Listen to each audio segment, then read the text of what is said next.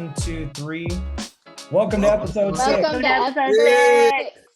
I don't think that went well.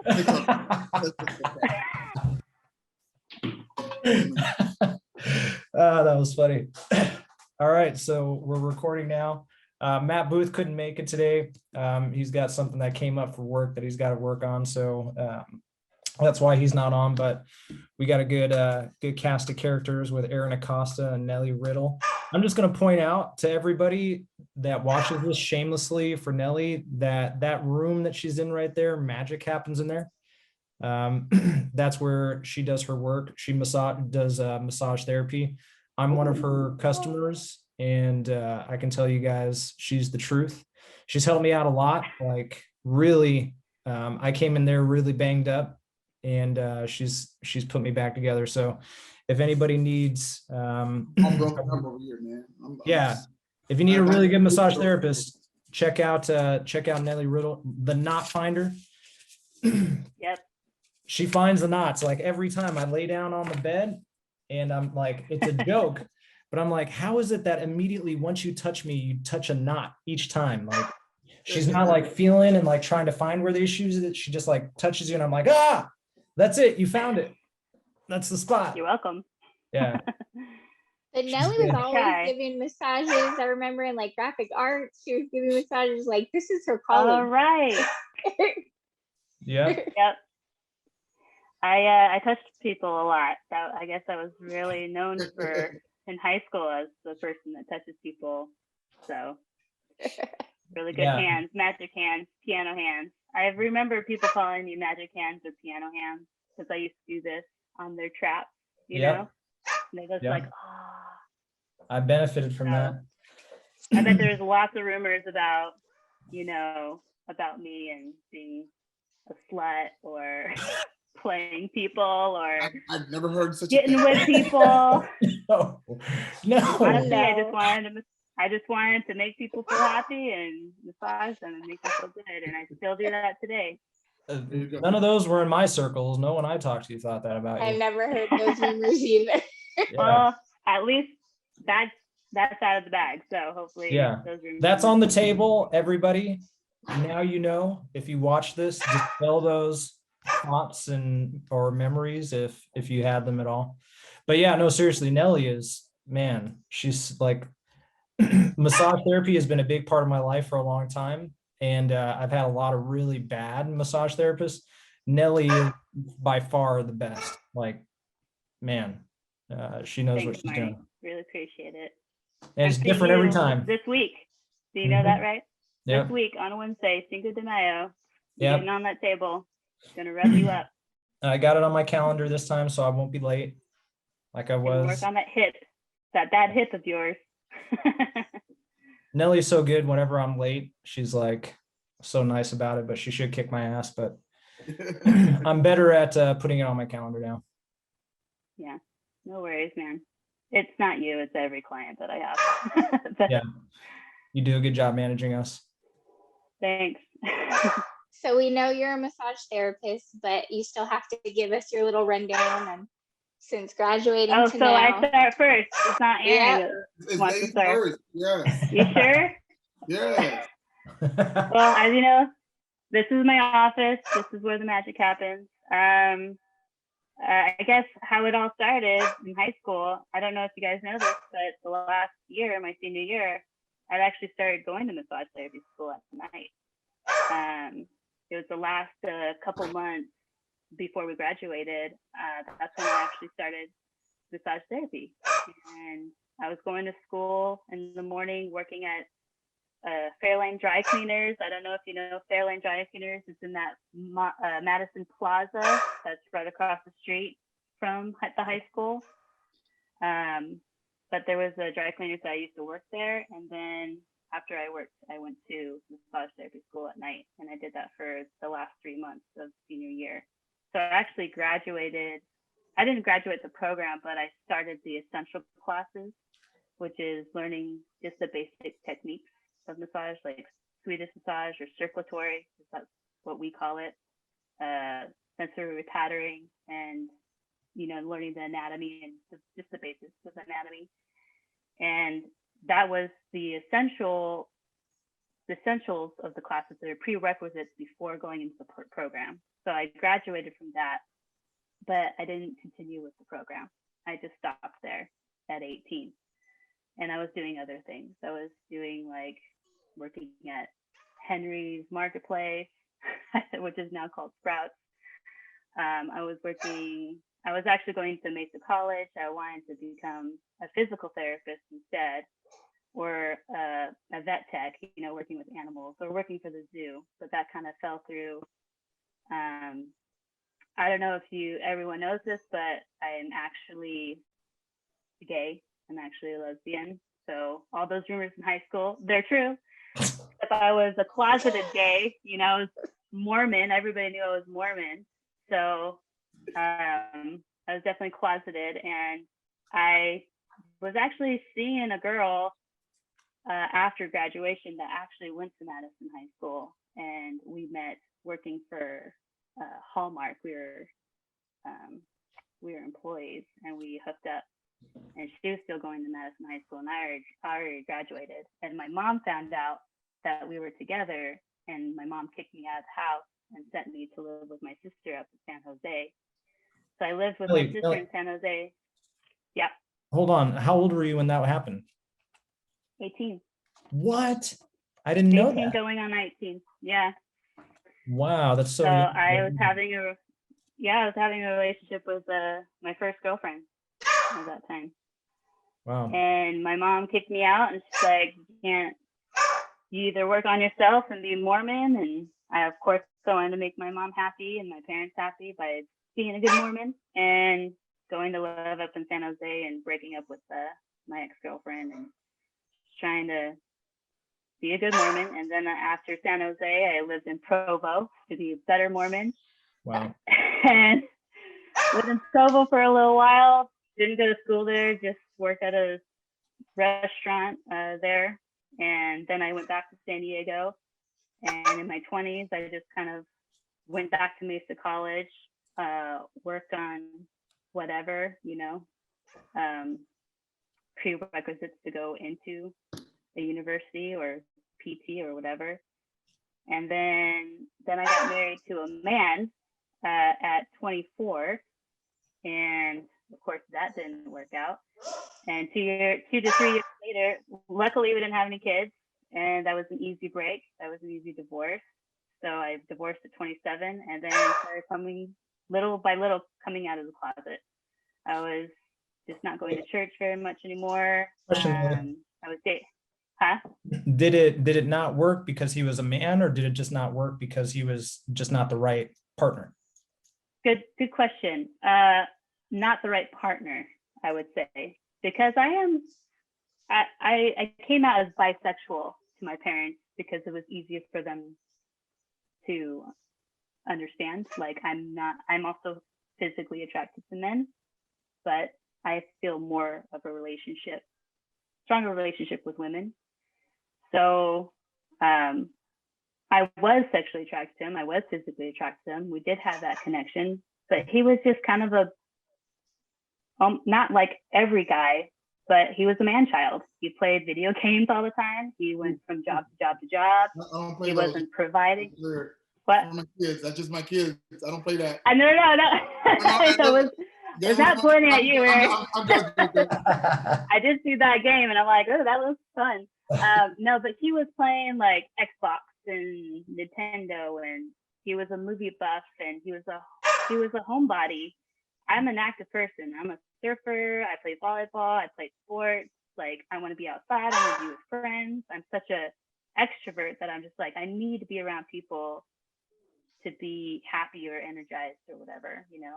And he was just a homebody, and he was also manipulative, and he played with my emotions. He was gaslighting me a lot of the times, and he never worked really. And I was always working and paying the bills, and I worked for an all-state insurance office, you know, as an employee, and was the only one making a paycheck.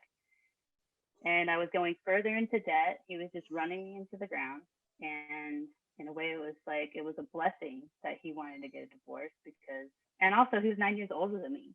So I'm like, you're 9 years older than me. You don't have a career. You don't have anything going for you. You're just a man child that plays video games and watches movies all the time. So it was just kind of a disaster waiting to happen. How did you meet him So again? after I met him through church. He was a Mormon, Yeah. but he was just not a good guy sometimes. Like he would just, I don't know. He was just a child. So anyways, I met him through the Mormon church, and then we got divorced. He actually moved to Utah because I told him, like, if we can't make it here because you can't find a job, maybe we should just move somewhere else that's cheaper. So we're like, Utah. So I'm like, you go first, and then you get settled with a job, with an apartment. I'll help you with the deposit and everything. But he kept losing job after job in Utah. So at the 3 months that we were separated, he just told me that he didn't miss me and he didn't love me that much anymore. Like he would love me, but he wasn't in love with me. And it was a hard divorce because I was the first person in my family to get a divorce. I mean, out of the youngest of 10, I was the first person to get the divorce. So it was like I failed. But he said something that really stuck to me and made me feel better about myself, is that, Nellie, you didn't fail this marriage. I failed you. Like, and that just made me go, all right. And so a huge weight lifted from my shoulders because of that. And then I just kind of started coming out from there, of like dating men, dating women, not going to church anymore, going out to Hillcrest, partying it up. And eventually I met my wife about 2016. We met at Pride, San Diego Pride, through mutual friends. And she's actually from the Philippines. So she was only here. Her last month she was here, she met me, and she was going to go back to the Philippines. And so we just spent the whole like month just getting to know each other. And when she left, I was just devastated because I'm like, we connected on such a deep level, spiritually, mentally, like everything we had in common. But she was from the Philippines and I'm from the US. So it was like, wow, this is crazy. Just certain things that she went through life that were kind of equal to me, because she was kind of coming out of the closet too, because she was in a relationship with a man for 12 years. So it was like, wow, we're kind of hitting certain levels of common things. And when she left, I was just like, I'm going to keep on doing this long distance thing. And eventually we got married, and I petitioned her, and now she has her green card, and she's stuck here and through this pandemic with me, which is great. This is the longest time that she's been in this state. How's your family with her? I think with the experience that my parents had with my ex-husband, of how he just sucked the life out of me. He just sucked the Nellie, that everybody knew. And when they saw how much damage he did and how long it took me to get back to myself, and then seeing her becoming into my life and into my picture, my mom was just like open arms. She's just like, you're making her happy, and I love her. Like, she loves my wife more than she loves my mom loves me sometimes. And I'm just like, wow. And she always reiterates that too. She's just like, you picked the best partner in your life, and I'm so happy for you, and we love her, and we couldn't ask for anybody else who would be perfect for you. So my family definitely is a different type of Mormon. I think they're more progressive. And I also have a gay brother that's older than me that kind of was the trailblazer for that. So he definitely like introduced LGBTQ to my family. But he's kind of a mess. He's bipolar and he's up and down. He's had so many different relationships. But for my family to say, wow, Nellie's still Nellie. Nellie's still kind. Nellie's still service-oriented. Nellie's still Nellie. That it doesn't matter who she's with. Actually, I think my wife makes me a better Nellie, a better person. So, and that's how we should all find our partners, is someone that uplifts us rather than bring us down. So from the experience of being with a partner that brings you down to a partner that makes the better version of yourself, is just a 180, So we should all be looking for that. I didn't Anyways, know that's that me. you. Oh, sorry. Did I cut somebody off? No, I just said that's me. That's it. Oh. Yeah, I was just gonna say, I didn't know you went through that at 18. I remember when you told me parts of this story, I just kind of assumed that it was all in your mid-20s. I didn't know it was right after high school that you went through that. Yeah, right after high school. It was just kind of a fast growing up realization, that I had to go through. Experiences, that you learn from, lessons that you learn from that make you grow and become a better person. So Yeah. I'm happy that your story seems to have a happy ending, even though it's not the end, but it's just right. better than it started. Definitely. And at 38, I feel like I've gone through a lot. So, but I'm just happy that I finally found the job that I love. I found the partner that I love. And it's just, I don't have a house yet or a nice car or a big booming successful business, but I'm getting there. I'm on the right path. It's in the process. Hey, Nellie, you work for yourself, and from what I found, like, that's the best possible boss that you could have. Like, True. And I don't think success is measured in those Materialistic. physical things Yeah. like house, car. It's ultimate happiness. yeah. True. And I always think that happiness is not a destination, it's a journey. So everybody's always looking for, if I got that promotion, I'll be happy. Or if I got that job, I'd be happy. If I got that house, I'd be happy. If I had another kid, if I got married, it's really about what makes you happy and loving yourself, basically. And that's kind of a long lesson learned from my part, is to really love myself, to love my truth, which is, being gay. And that took a long time to get there because of my religious background. So Yeah. I mean, even heavier on you because of the religious background. There was all like the other societal stuff that was hard for you too, I'm sure. oh yeah, I mean, it's been a long road for the LGBTQ community and it still is a road, especially during this time of the transgender community, that we also have to accept, and even gay people have to accept with open arms and understand how they are and their perspective. So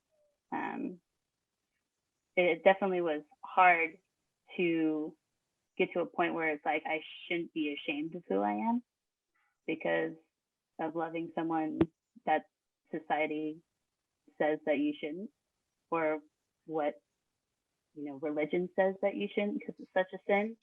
I mean, for so long I thought that I was a horrible person that was going to hell, and that I was living in sin day by day, and I had to control my thoughts and control my feelings. If I saw a woman attractive, or I was starting to have feelings for my best friend, I had to keep it all inside and don't say anything, and just basically torture myself and hate myself really for having this so-called weakness, that the religious community says that we have a sickness or a disease or whatever. And I had to get over that and say, no, that's just not for me.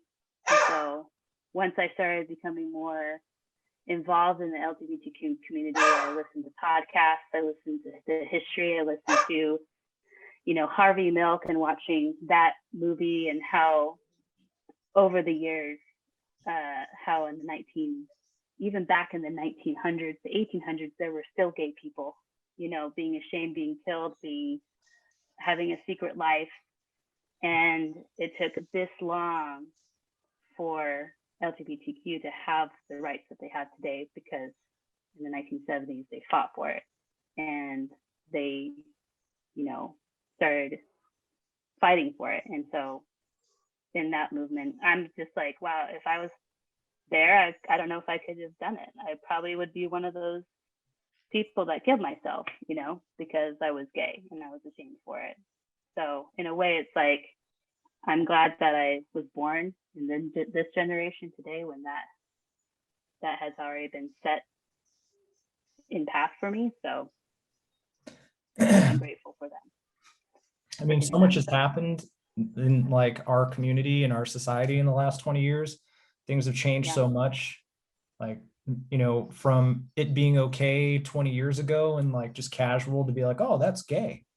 And like that to be like acceptable, to now I hear people say that. I'm like, whoa, you can't talk like that. You know what I mean? Like, whoa, chill out, Or I also worked with a guy who's gay. His name is Larry. And he was talking to us on a meeting one day, and he's like, I'm using his words, I'm quoting him. He goes, yeah, I hang out with a lot of fag hags. And I was like, Larry, like, I know you're gay, man, but you can't, like, you can't talk like that, not in a company meeting, man. Like, geez, dude. And he's like, what are you talking about? It's not That's kind of unprofessional. Yeah, like, geez, man, you can't do that stuff. I wouldn't say that.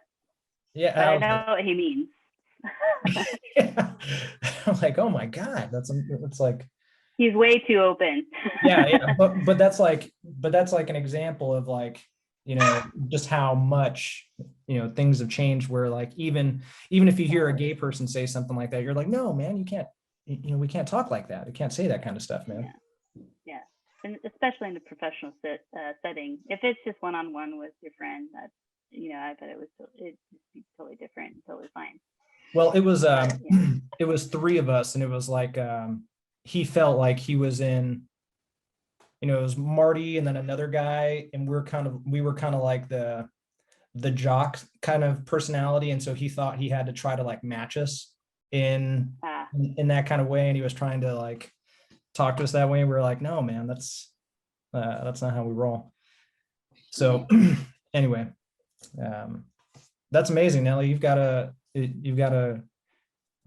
amazing story. We talk about this stuff a lot, by the way, guys. Like when I'm in there, like Nellie and I have some deep conversations about what's going on in the world and like everything's changing. So there's also a good conversation that you get out of being one of our customers. And actually, I want to let you guys know that me and another massage therapist are putting together a podcast. So we just did our first recording today of our first episode. Today? So today actually. I was like this the whole time, like being on the podcast recording, and now that nervousness went away, I can actually be on here, and I'm not so nervous now. So now focus on you can see certain topics, or is it you guys kind of giving your experiences in your field, or is it about just any topic? It's basically that. Yeah, it's about massage therapy, the business of massage therapy.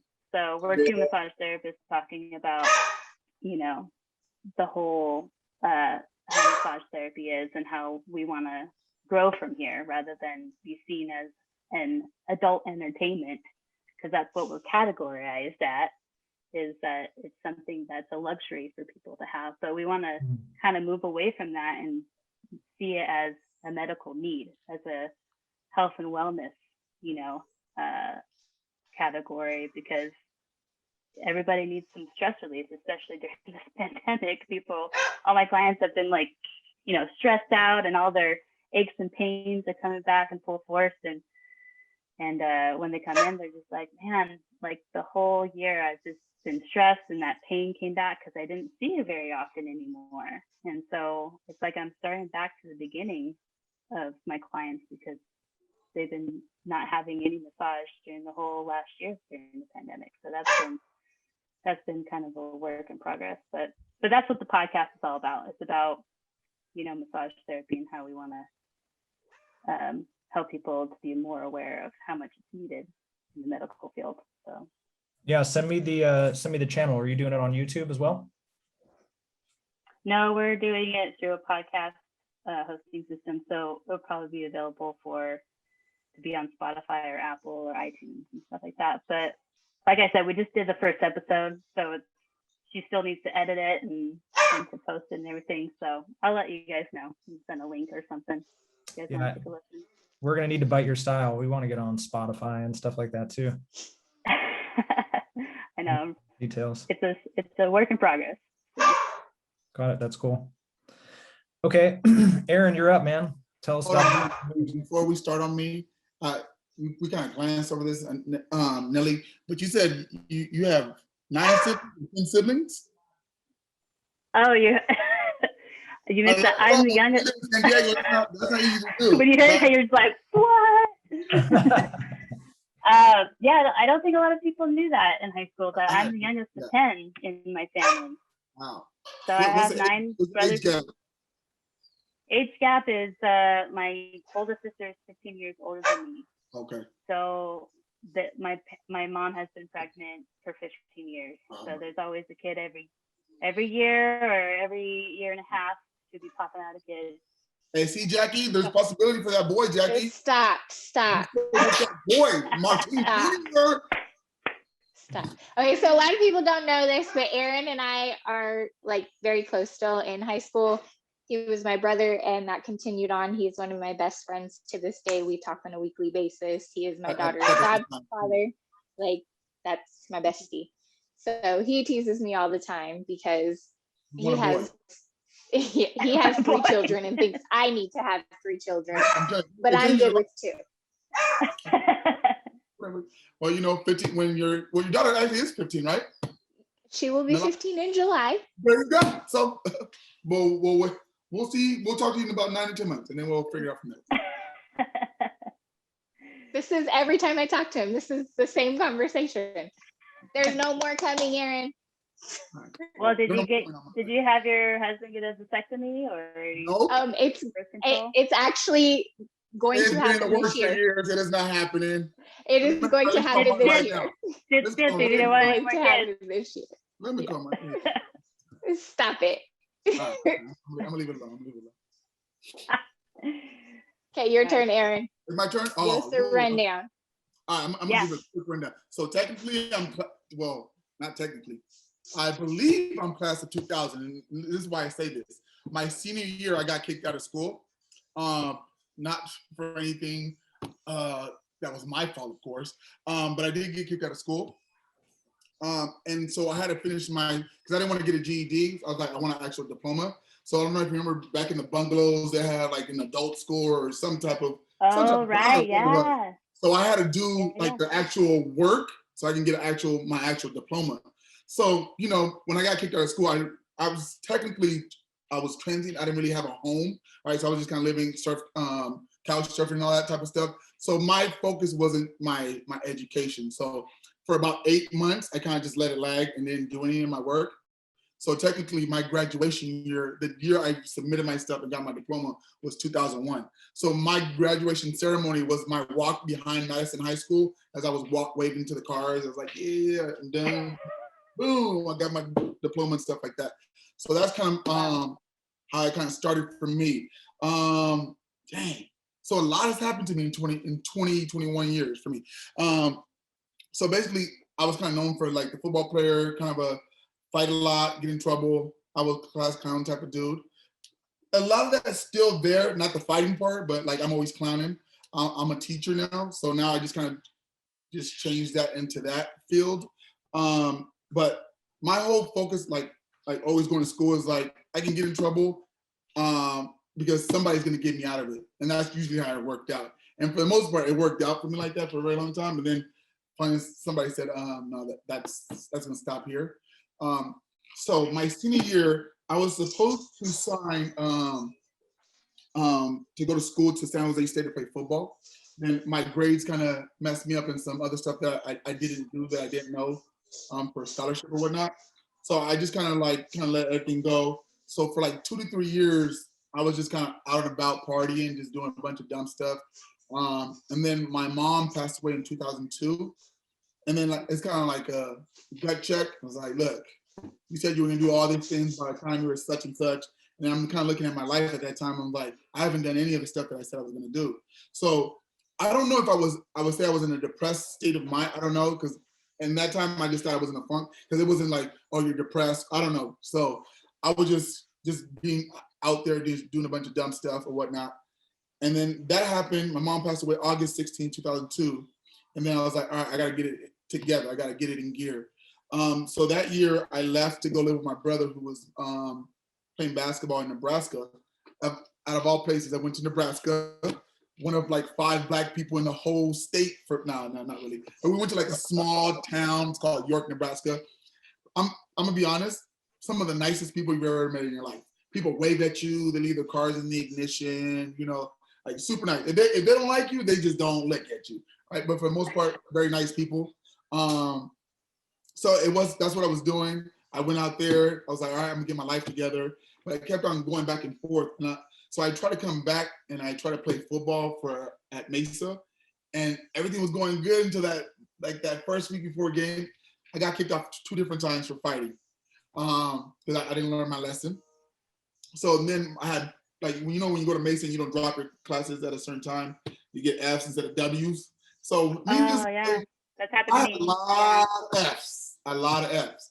So I kind of just let all that kind of just fall by the wayside. And then I was like, dude, I got to get it together. So when I went for the second time to Nebraska, my brother and I decided to move to Florida to be closer to family and stuff like that. So we went there, and I was like, you know what? This is really I'm not a fan. I was born in Miami, but I didn't grow up in Miami. Is that where you went? You went down to Miami? Yeah, so we went to Miami. That didn't work out. It was this crazy story. So we had 2 cars. We took them down to go see my aunt. My aunt lives in like one of the most hoods of hoods in Miami. Like, it's just straight hood. And it's just projects or whatnot. And I remember we were trying to stay with my aunt, and it was like too many people there. I was like, I'm not staying in here. I'll just stay in the van. Okay, I'll just stay in here because that's what people do. I don't know why I thought that was a good idea or whatnot, right? So I went to one of the van where all our stuff was there, because we still haven't found a place yet. We literally just got there. And I remember in the middle of the night, somebody's like at the van, just boom, boom, like trying to get in. I'm like, what the hell? So somebody's trying to get in, and I scare them off or whatnot. And then somehow I still went to sleep. I don't know why, but I was like, all right, man, it is what it is. Go back to sleep, shake it off. I woke up the next morning. I went up there and I went to tell my brother, oh man, somebody was trying to steal the van and whatnot. So my brother was like, all right, let me go to the store. When he goes out to go look for the van, someone stole our van. All right. And then there's all my stuff in there, my brother, like pretty much all our stuff, right? Because the other car was a sedan. It was just cars that were carrying passengers. But in the van was my mom's ashes. So they took all that. And for me at that moment, I was like, you know what? I'm either gonna kill somebody or I need to just like figure something out. So what I ended up doing, I remember Jackie, this is around the time Jackie was in Greece, gallivanting around the world over there. And she had invited me to go to Greece, and I literally was gonna go to Greece. Jackie, I love you. I guess you're gonna learn the story now. But some of my boys, Clister Smith, his brother, and then Corey, decided like, hey, why don't we all just go to South Beach? Have guys. Got invited, and then you went when I couldn't go. Yeah, we gotta check that out. So I ended up, I don't know what I said to Jackie, but I was like, oh, Greece just can't happen, I'm gonna pass, whatever. So we ended up going to South Beach or whatever. But then me and Clish had talked. I was like, man, you should come back to San Diego, get it together and then go from there. So I was like, all right. So before actually that all happened, I had come for New Year's. And we were pretty much just partying the whole time, me and Clisher's brother. And Clish at that time, and I'm sure you're supposed to have Clisher on in a couple weeks or not, but so I won't tell too much of his part of the story, but Clisher had got saved, right? So Clisher became a Christian and all that type of stuff. So as we're partying, Clisher's not participating in any of the stuff. So, we're just like, we like to roast people. So, we're kind of giving him a hard time. And then I remember one time he was like, why don't you just come to church with me? And I looked at him like, what? Bro? I'm literally like, I'm not in the space for that. But he invited me and I ended up going. So I went, and for some reason, the pastor at the time, is Miles McPherson, he spoke to me. I got saved that day. I went back to Florida and I literally just worked the whole entire time at a car wash. just working, like just, man, I'm dark now. I was like dark after working out there, right? So I came back to San Diego, me, Clister, and another one of our roommates lived on Claremont Drive for a couple years. And we just kind of did life together. I was working at like Scripps Mercy, and I was like, I gotta get my life together. So I ended up going back into school, and then I'm married. I've been married 13 years. Is it 13 years this year? I met my wife in October, and my wife is like, she's like a learner. She loves school. She went to What year was that? 2000, 2004? No, Yes, yes. it was 2004. 2004. So it's about a year and a half after when I came back. So literally 9 months after I came back, no, not even 9 months, 4 months, I met my wife at Federal State. And at the time I was like, I was really trying to just focus on my schoolwork, because I was like, my wife has been saved forever. She's been a Christian a lot longer than I have. And I'm coming from a lifestyle of the total opposite. So I was like, this Christian, I don't know how that works. You know what I mean? Like, do you hug? Do you know, like, I don't know nothing. I'm new to this. So fast forward, we got together and whatnot. And like, she was really about school, and she kind of re-taught me how to learn, just the idea of how to study properly. Because I remember like, I would go my first English class. I tell my students this to this day. It was like my first paper, I thought I did great work. And then when I got my grade back, said F. And it was red all throughout the paper. And I was like, before saved, I was like, what the bleep, bleep, bleep is wrong with this lady? I worked hard on this. And it said run-on sentence, sentence fragments. I'm like, I don't even know what the hell that even means. Like, I have no idea. Like, I wasn't paying attention in school, or I wasn't paying attention in school, to be honest. So I kind of really taught myself with the help of my wife and all that. I went back, and I remember I was still trying to kind of play football, because I was like, I still got it, but I had no motivation to play football. So I was like, you know what? I'm gonna go to transfer to San Jose State and see if that'll work out and play football or whatnot. Then something happened with Clister's mom, that she passed away. He had to kind of take in his sisters. So we kind of, like the two dads for a little while. And I ended up getting married to my wife a couple years later. But I ended up decided not to go to San Jose State. Ended up staying in San Diego and applying to a school in Cal State San Marcos, and forgot another school. My GPA, because remember I had a bunch of Fs, I had to like redo a bunch of my class, like a lot of them. When I was done, I had 166 units. Wow. Just go ahead and let that sink in for a little bit. That's way too dang much. Yeah. And I remember my GPA at the time was literally 2.05. Okay, you're not supposed to get accepted to any college with a 2.05. So my wife was like, just apply and then, see what happens. I was like, all right, let's pray about this one, because 2.05 ain't getting you nowhere. So I applied, and I don't know how, I got accepted. So I ended up going to Cal State San Marcos. Wow. I was on the dean's list every semester. Like, that was easier than all the other stuff. I kind of had to focus a little bit more. And then I began teaching like shortly after. So I've been teaching since, this is my 10th year. So since 2011. What you teaching? So I started middle school, which I dreaded. I was like, no, I don't want to teach middle school. So initially I went to school to be an elementary school teacher, because I wanted to be a teacher since I was in 4th grade. So I felt like, okay, I'm gonna be a teacher in 4th grade. That's gonna be awesome. And then when I got out of school, it was springtime. So there's not like a lot of people that are hired during springtime. So I got a job at a middle school, but it was 6th grade. I was like, middle school, I was the worst student out of any of them. I don't know if that's gonna work for me, but I ended up loving it. I really loved it. To this day, I still stay in contact with pretty much a lot of those kids. Like I'll go over to dinner and stuff like that. But I ended up loving it, and then I kind of just stayed in San Diego Unified.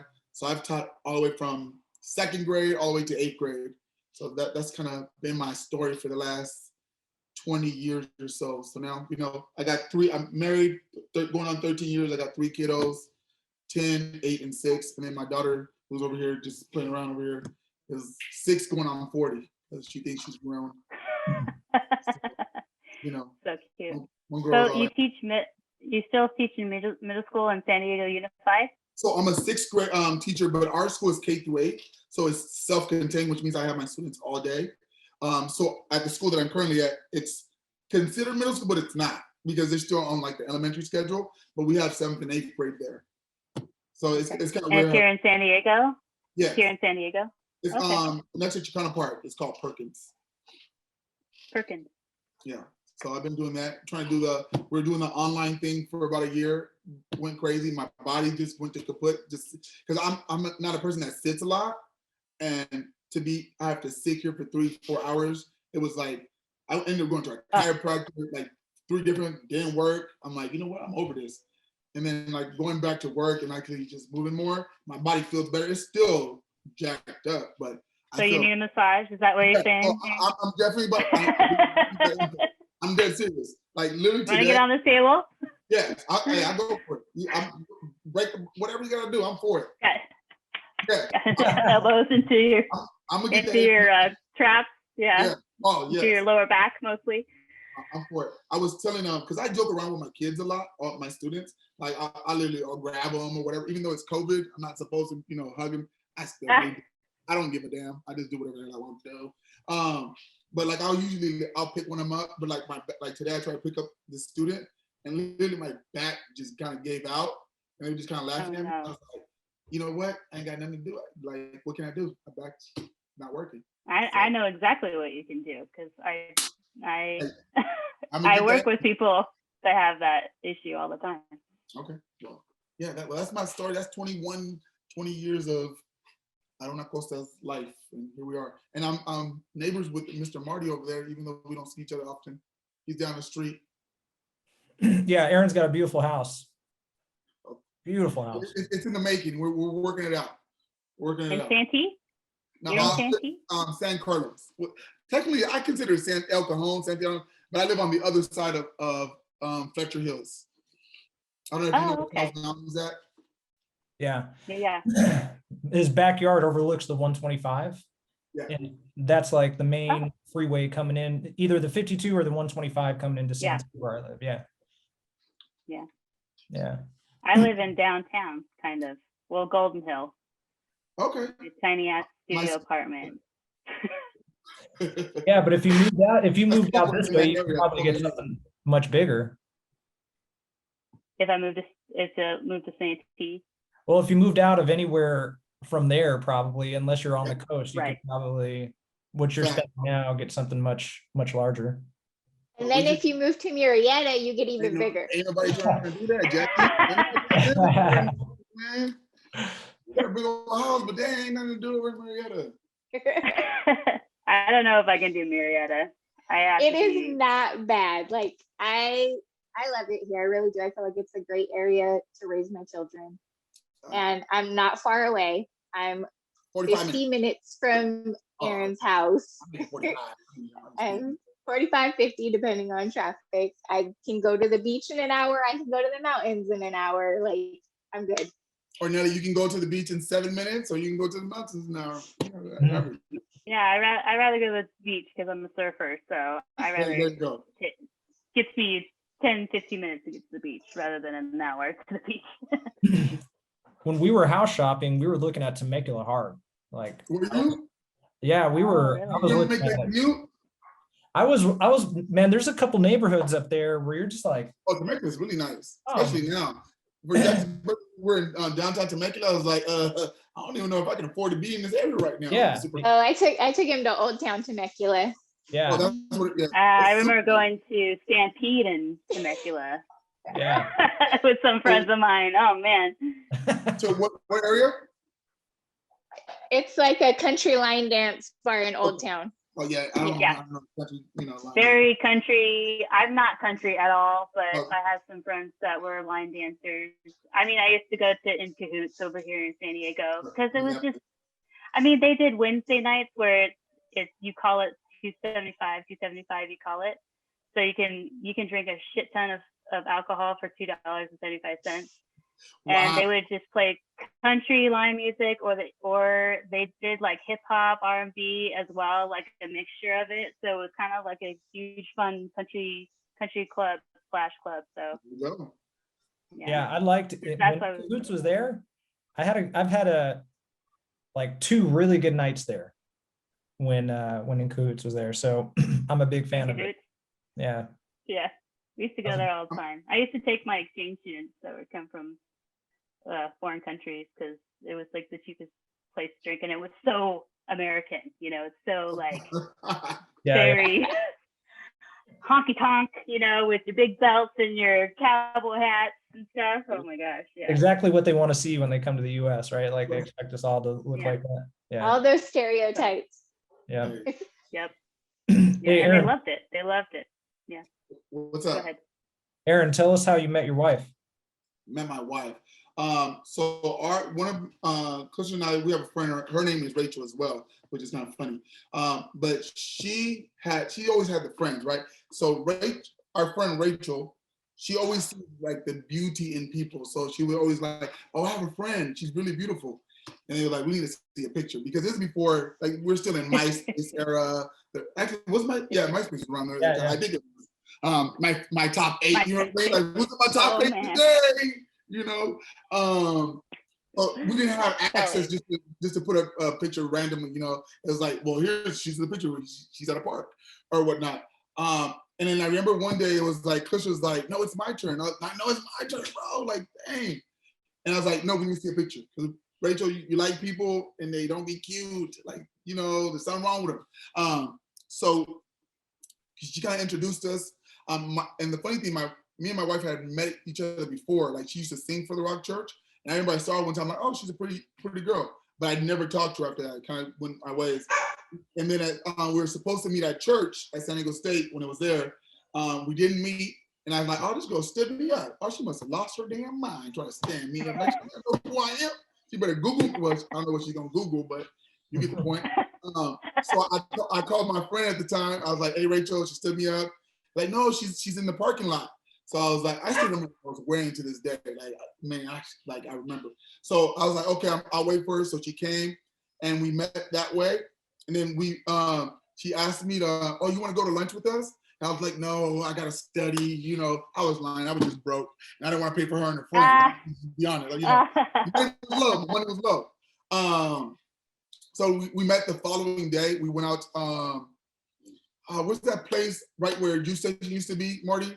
It was a sub place. Submarina? What was it called? Submarina? No, it was. You're talking about the other one. Yeah, the Italian place. Yeah. Oh, it was so good too. It was so bomb. So we ended up going there for lunch. And then she was a student at USD, so we went there for lunch, and then we went back to her dorm, kind of hung out with her friends, and then we ended up going to Marie Callender's, the one in Claremont, and had dinner there. The funny thing is, those two places are closed, right? They're totally closed. Yeah, Marine Calendar is gone. It's crazy. Now it's like a Boudin or this whole other. Yeah. And I love Marie Callender's, even though it's like for old people. Every time I went there, it was Me old too. people. The pies. It was the pies. Gotta get the pies. Pies, man. Right. So we kind of hung out that first day, the whole entire day. And honestly, the second day, I was like, you know what?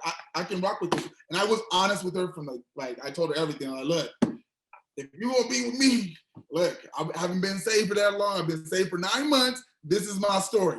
And if you rock it with me, if not, then you gotta go. And she had some but she didn't leave. And we've been rocking each other for 17 years now. So we got 3 beautiful kids out of it. So that's how we met. And now she's kind of stuck with me. So she ain't going nowhere. Yeah. So I have to tell you guys something funny. Martin is my husband. Rachel is Aaron's wife. And we both met our significant others like literally the same month. And so a month later, like we all got together and it was like he was trying to prove how well he knew her and I was trying to prove how well I knew my it was like this whole competition date. And I know I pay attention to all details, so obviously we won that, you know. Yeah. That's what happens to besties. We've been married longer, Aaron. On the same path. Right, it's not my fault. You met him and then you married him 6 hours later. Like, damn, I need to get to know my wife. We met the same time. So he just asked me to marry him 11 months later. Okay. So my wife actually dated for four years before we got married. So she graduated at USD and then she ended up going to Texas for 2 years. So she did the program called Teach for America in Texas. And I was like, Texas is not for me. So we would see each other once a month. I would like go see her and stuff like that. And I was like, you know what? I'm not going to Texas. So let me go ahead and put a ring on it and you come on back and then we'll go from there. Texas, That's kind of like what I did, Aaron. I put a ring on it and I told her, don't go, back, huh? come back to the U.S. I'll make you a citizen or something like that. I want you here. Watching we you on never that left. chain migration, Nellie. I You know, said what? right? But we did it the right way, which is petitioning and paying for the fees and doing the interview. I mean, it was a long process. I bet you it was a long If there's process. anybody out there that needs to know the immigration process, I'm your person for any questions. So, I mean, you guys are all married to a citizen, so you don't have to worry about that. Aaron, what part of Texas was she in? She was in it's called what? It was in South Texas. McAllen. It's called McAllen, Texas. Ooh, I know McAllen, dude. Oh, dude, I know. The people were nice, but hey, you know what's a funny story about that? You would go to the gas station and get some bomb breakfast burritos. Really? Like, it's a gas station, so it's like this is not supposed to. Are you sure? I'm It's not as good as Kono's here. You know, those breakfast burritos at Kono's is better. I am the most picky person ever. Like, I'm very picky of what I eat. I don't eat a bunch of stuff. Like, nah, I'm not gonna eat that. And it was really, really, really delicious. So Really? You're talking about the McAllen that's like right on the border with Mexico, right? Yep. Yeah. Right in Reynosa, Mexico. That place is hood. That place is tough, man. That's a tough place, man. Yeah. Yeah. Really? I know McAllen well. Well, how'd you know McAllen? So 6 or 7 years ago, I signed up. I signed a deal with one of my customers had a school there, and I had to fly into Houston and drive down there, which was a super long drive to do the training for their staff down there on our system. And I just remember getting down there and being like, "Whoa, wow." Hello, everyone. I don't speak Spanish. I know my name is Martin. I'm sorry to disappoint you, but I don't. Like it's like a place where Spanish is spoken first. Wow. Like, yeah. And there's like, there's a lot of places that are like that. There's nothing wrong with it or anything like that, but it's for somebody who's not used to that, it kind of like it's culture shock for sure if you're not yeah. Like, I speak Spanish, so I got along well. Yeah. But honestly, and there's a lot of drug trafficking. There's a lot of trafficking because it's right. So there would be stories because my wife taught at a high school that kids would go missing, and then like there would be horrible stories, or people found a bunch of drugs. I mean, like drugs, like pounds of drugs, not in lockers and stuff like that. So yeah. Cocaine or marijuana. All of the above. Everything. All of the above. Yeah. Right. Just think. Like we're in San Diego. Breaking Bad style. Yeah, there you go.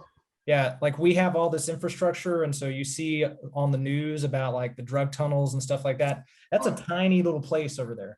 It's not managed. It's like in San Diego. It's not the same whatsoever. No. Wow. Yeah. I remember the first time we went to, it's called Reynosa, which is right across McAllen. And like, I'm a person, like I'm pretty, street smart. I know where, okay, don't mess with that. And I remember like somebody kind of breaking it down. Look, I don't care where the hell you from, but this is how we do things around here. Okay, don't do that. They don't care what you look like. They will snatch you up and chop you up right. And they were not lying because it would be on the news like all the time of, oh, such and such happened or whatnot. I'm like, okay, all right, yeah. I'm go ahead and mind my business. Somebody asked me a question. Yes, sir. Yes, ma'am. And keep it moving. Those border towns in Texas, those are like some of the most dangerous places in the country. I was like sketchy as hell. Yeah. Wow. Like when you watch, if you watch Sicario, have you guys seen that movie? No. Oh, you guys need to watch Sicario. It's a good movie. It's about like the cartels, and it takes place in the border cities of Texas. So it's not McAllen, but where's Juarez? Juarez? Well, that's in Mexico, so it's more. But Juarez. It's the border of Texas. Yeah, it's on the border of a Texas town. I don't remember which one it is, but that's where it takes place. And Juarez is like one of the most dangerous, lawless cities like anywhere in the world, and it's right on the border with the United States. And so like they're filming like from the border post watching, and there's like machine gun fire in the city all over the place. Like at night, people shooting each other from different buildings and things like that. It's absolutely nuts. And McAllen is like a little tiny version of it, like just a smaller like port of entry spot, but just as like you're on, your head's on a swivel. If you cross the border, like that's the type of place where you need to like be paying attention to what's going on. Watch your back. Yeah. Yeah. Some amazing people though. I met some very nice people, very hospitable people for sure. Yeah. Yeah. Yeah. I don't want to paint it like it's not, but it's just yeah. It's challenges for sure. Yeah. Some wild stuff. So Aaron, you it sounds like you've traveled everywhere, pretty much lived in a lot of places. You know what's funny? So I lived in a lot of places, but I always come back. So I always come back to SD, huh? I always do. So I'm originally from Miami, and when I came to California, we moved to LA back in the 80s when crack epidemic and all that. And I lived in one of the roughest neighborhoods called MacArthur Park area. So that's where I initially lived, and then I grew up in the foster care system. So I was pretty much from the time I was like 6 to the time I was about 16.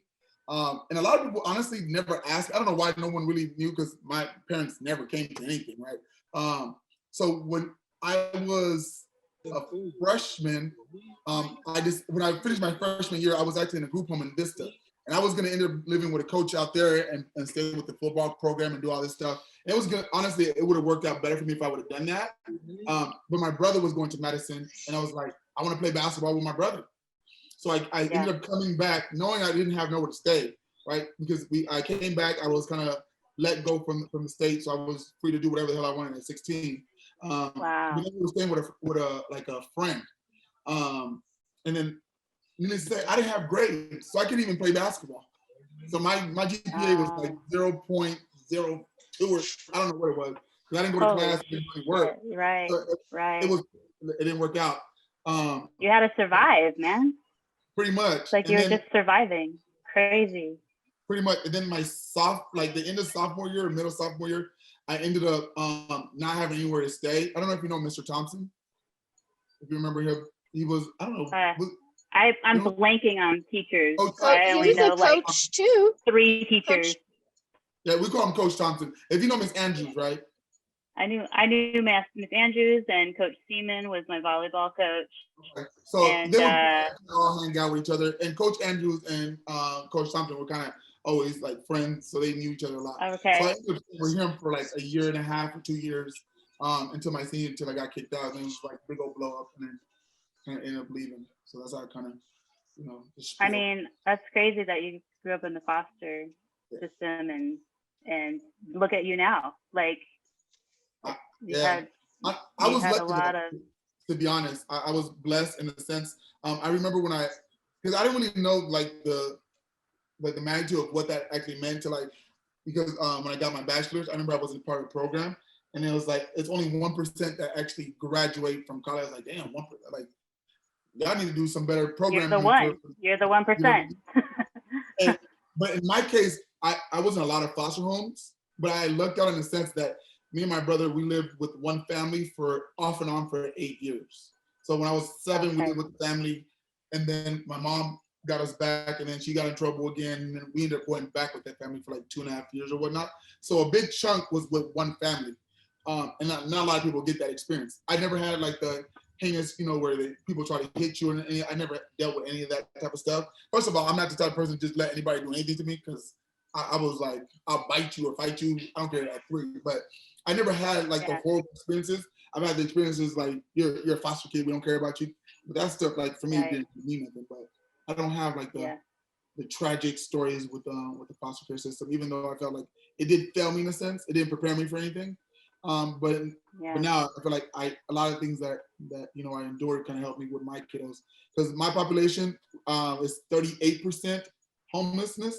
And that's like students that either are on the street, they live in TJ, live hotel to hotel. So there's, different forms of homelessness. And a lot of them have been through the foster care system and stuff like that. So it's, it's easier for me to communicate and, understand my kids. So Do you think you would be a part of would you be a foster parent at a time in your life? would like that. For me, is I want to make sure my kids are kind of at a certain age, because it takes a lot to be a foster parent. My foster mom, I still talk to her to this day, like that one, not all the other ones. And I just saw her a couple of months ago, and it was like, she's been a mom or a foster mom for 50 years. Like, she still takes day. I'm like, you're tripping. Like, but she feels like, you know. But it takes a special person to do that, to love these kids and to help them to grow up in the society, so they won't just go into the system where they end up homeless or in jail or in a gang or whatever. Crazy. And the thing is, there's like, it's a big, like a wide scope of people who are in foster care systems. Like, mom might have gone to jail or for something misdemeanor, but they have no family, so they put in the system. Then you have those who've been abused in like whatever fashion you can think of, you know. So it's a big wide scope. So when you take on these kids, it's like you really don't know what you're getting. You know, I don't know if you remember like the ice cream truck when they used to have, it's called like a grab bag. You know, so like you pay 25 cents and it's like, it's a mystery bag. That's what you get with foster kids. You have no idea what you're gonna get. No idea. It's like, that seems normal, and then I mean, the same with your kids too. They're born into your family. You're like, you don't know who they're going to become, a serial killer or or like the president of the United States of America, you know. But that's more of a gradual thing, though. It's more of a gradual thing that you can actually at least construct them in a better person. Where in the foster care system, you just like, you don't know how they're going to be and what trauma that they've experienced that will carry on to their adult lives. I agree. I feel like they're doing a lot better, but we still got ways to go, because there's a lot of kids that they'll let kids out at 16, and I was like, well, I got nowhere to go.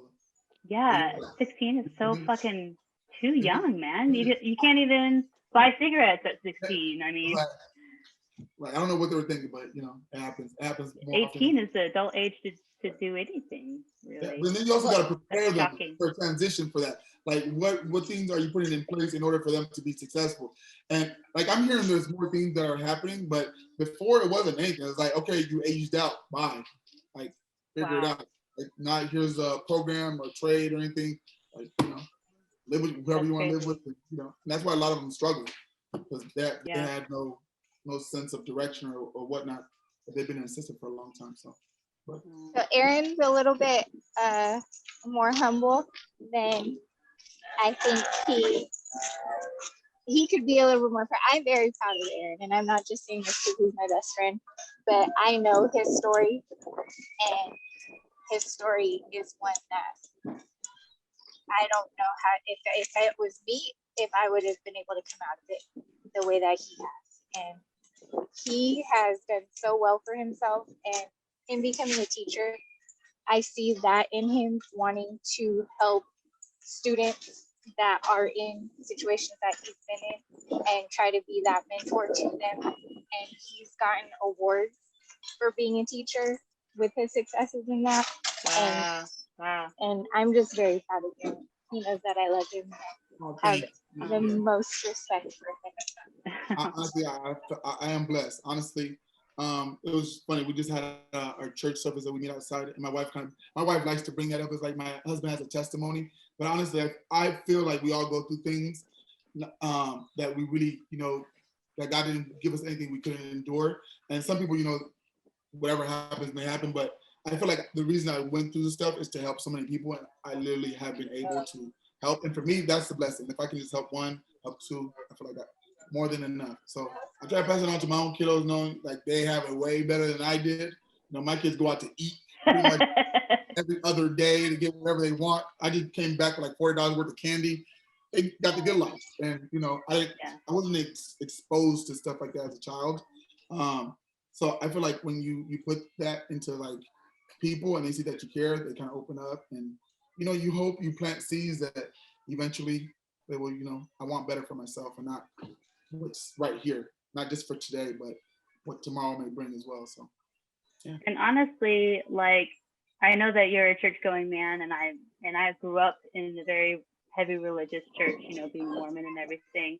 That's taught in the same way. I was taught that God didn't give us these struggles and these experiences that that we can't handle. He knows that we can't handle them. And he knows that these are just lessons of life that we're learning and to grow from. And honestly, your purpose was to help others. That's everyone's purpose in life, honestly. So everybody that's looking for a purpose, or what's the purpose of life, or what am I supposed to be doing here on this earth, or whatever, that's exactly it. It's to serve each other and to help each other grow and to help each other become better and to love each other and just become worthy of a human race, basically. So what you're doing is what you've learned when you were younger, you know, and that's why you're a teacher now. That's why I'm a massage therapist.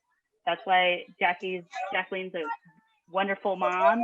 I mean, this is our purposes in life, you know, it's just to help each other. So And honestly, that's the deepness I get into. I know we're getting deep over here. And this Barbara Walters is like, hold on, I need a tissue. I'm like, we're getting deep over here, you know. And honestly, I didn't do it by myself. Conversation. Like I always want to give credit to, there was a lot of people, because I know a lot of times people, you know, come from the bottom and actually become successful. They like to give credit to, like, I did it on my own.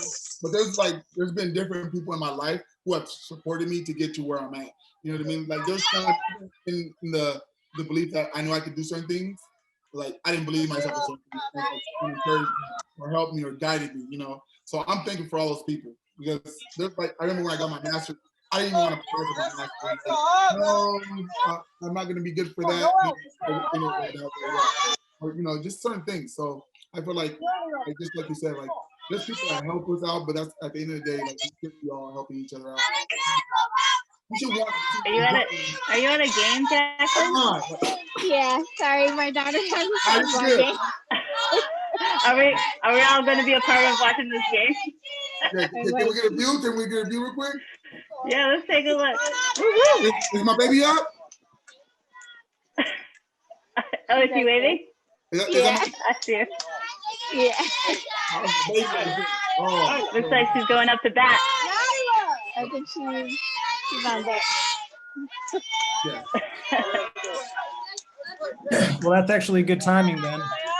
So this was a great episode. Nellie and Aaron, you guys are amazing. You guys both have really inspiring stories.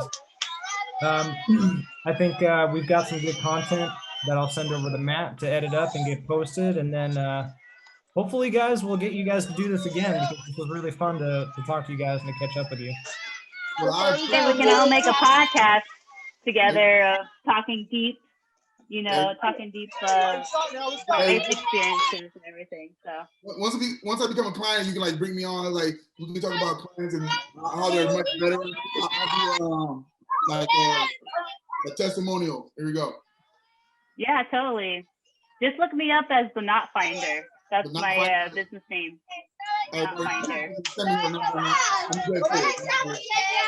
Just type up Knot Finder on Google. You can find me on Google. So just yeah, you have to nominate somebody that you want to come on, that you think would be a good guest to have. Yeah, both of you. You guys have to nominate somebody. First and foremost, I nominate. Go ahead. I nominate Amber Dine. I don't know if you guys know Amber Dine. Yes. She was my volleyball teammate, and she also played softball and all that stuff. So Amber Dine is what I choose. Or Katie McCarthy. I don't know if you guys know Katie. She used to be on the softball team as well as the soccer team. Sorry, I just hear a lot of yelling. We just scored. I'm sorry. I don't know if you can put that on mute. But yeah, Katie McCarthy, and I don't know if you guys know Katie. She played soccer and she also did softball and like sports. All I know is sports people. But her story is pretty cool too, because actually she was. I think she'll be okay with me saying this now because it's on Facebook, but she was dating one of our classmates, Carolyn. They were actually dating secretly together, and I had no idea. And and they were dating in high school, and now they're married, and they've been together since high school. So Wow. I would love to hear from them, either them or Amber Dine. That would be an awesome story to hear from them. So calling out 2 people. There you Good go. nominations. First, I want Tracy. Thank you. If you're watching this, Tracy, you helped me out with that math problem. My college student. I was like, I don't know what this is. Let me go ahead and pass it on to somebody a lot smarter than I am. I want to nominate. It's all maths, right? So it could be 2000, 2001. Yeah, sure. Okay, so I'm gonna nominate. I really want to. I try to keep in touch with him every so often. Ingai Benson, Yes. because I love that guy. Love that guy, and answer right because he's hilarious, and I'll pay to watch him. Okay. Cool. Good I'll be nominations. down to do that. Cool. All right, we'll try to Do you go. want to talk about the reunion or? Oh yeah, well, we don't really have an update this week for the reunion. We're still tracking for doing something unofficial this year, which is going to be just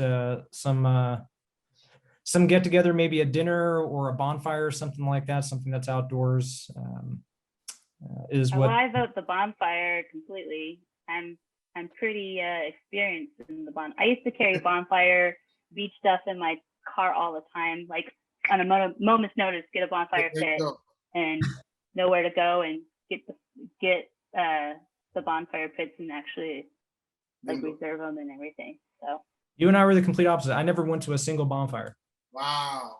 Yeah. not in high school. This was all in my 20s. Oh, okay. And when I was a full Mormon, we had the Mormon youth, young adult like activities, and most of them were like bonfires and stuff at La Jolla Shores or South Mish Shore or Crown Point, or up around a Mission Bay or Fiesta Island. We used to do bonfires all the time when in my 20s, but not in high school. I never went to a bonfire in high school. Never went to anything in high school. I was such a goody girl. No smoking, no sex, no nothing. Man, Jackie, I'm gonna be your +1, right? Martin's gonna be working, so I'll be your +1. I can have 2 dates. All right, there you go. Perfect. Okay. No, Cool. my vote is bonfire. Yeah.